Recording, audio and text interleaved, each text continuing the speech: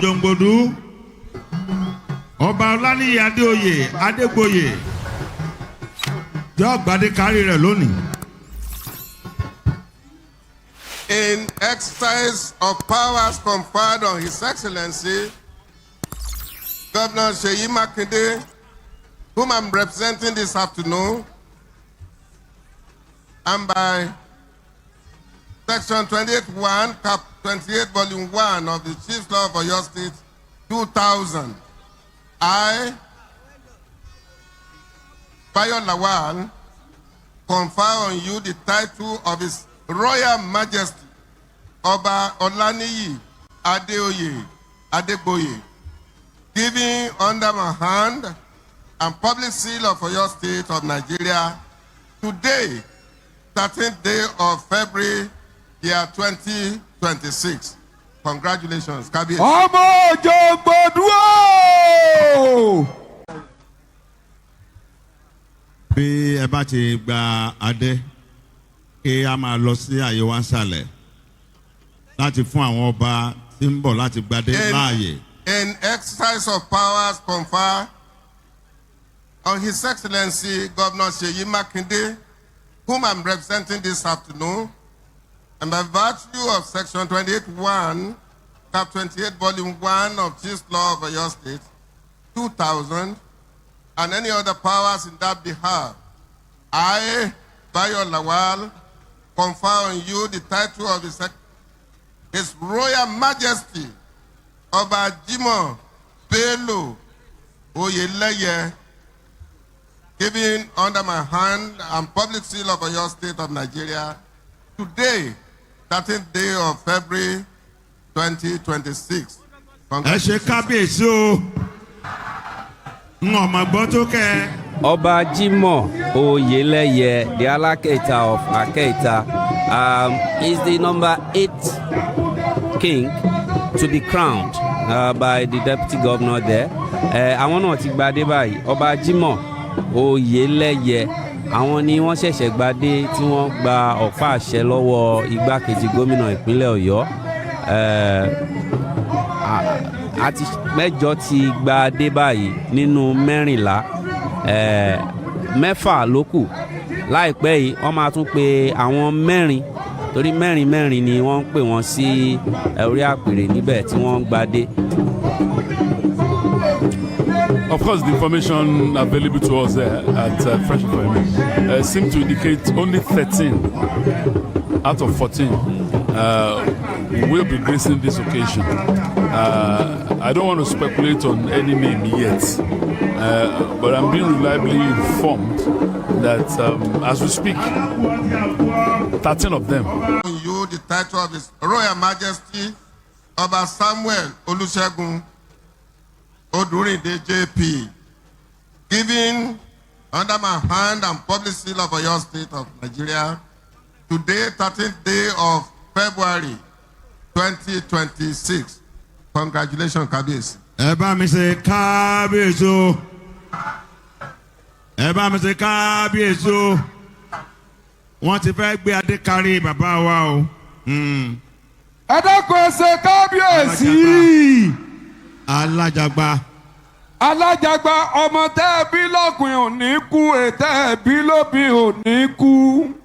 Owó tẹ́ ẹ bá fọwọ́ ẹ̀yìn ṣe kà í dànù. Porongodo ayé ò ní lù fún yín jó, àtàlọ́ àtàbọ̀ ẹ̀ ní báwọn ríjà ògùn ẹ̀ sàmì àṣẹ. Ẹ jẹ́ kí Alájàgbá gba adé ọba. Wọ́n ti gba ọ̀pá. Wọ́n dẹ̀ ti gba ìwúre. Ẹ bá ti kábíyèsí o. N ò mọ̀ gbọ́ kẹ́. Ní báyìí, Alágọ̀ Ọjà. N ò gbọ́ o. Alágọ̀ Ọjà o.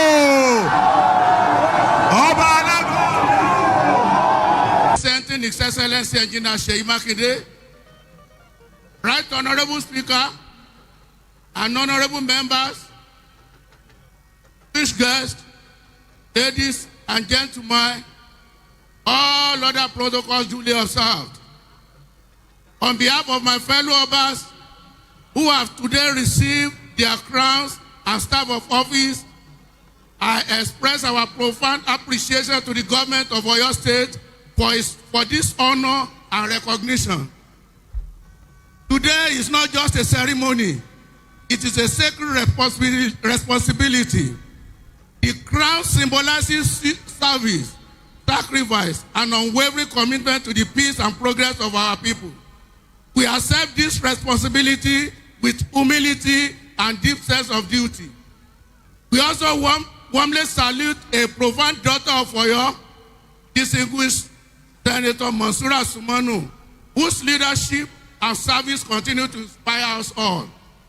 We pledge to promote unity in our domains, preserve our cherished traditions, and work harmoniously with the government to advance development across Oyo land. May our reign bring peace, stability, prosperity for generations to come. Thank you all. God bless you. Ẹ dákun ẹ pariwo kábíyèsí o. Bàbá ti sọ dẹ̀rìn yóò ti já sọpẹ́. Bàbá ti sọ dẹ̀rìn yóò ti já sọpẹ́. Thank you, thank you, thank you. Your Excellencies, our royal fathers, without further ado, we're going straight to the remarks by the representative of the governor here present. Please, with a round of applause, make welcome for his remarks, His Excellency, Barrister Abdurrahim Adebayo Lawal Adewawada. Oyo Road, gbogbo mọ́sítọ́mà lọ́wọ́ ẹ̀ ló wà, ọmọ orogun làdé. Well, today is Friday. We have a long list of protocol, but you will pardon me just to recognize a few of them. But let me, this afternoon, appreciate the presence of His Imperial Majesty and former Executive Governor of Oyo State, most distinguished Senator,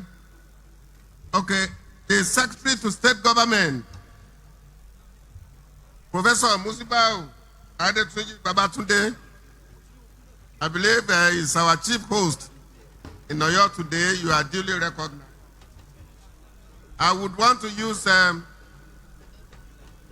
Honorable Commissioner for Local Government and Chieftaincy Matters, Honorable Demola Ojo, as a point of contact to all government officials that are here this afternoon.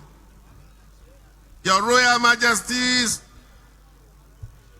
you are welcome and you are appreciated for your presence at this epochal occasion this afternoon. Gbogbo àwọn orí adé tó wà níbí náà látúnkí o àti gbogbo àwọn mùtúmùwà tán wà níbí nílùú Ọ̀yọ́ àti káàkiri tí wọ́n bá wá ṣe àjọyọ̀ lónìí. Gbogbo yín la kí o. Mo kí alága gbogbo àwọn alága Honorable Sikiru Soda. Mo fi wíwá yín àti ìjókòó yín mo fi kí gbogbo àwa local government officials.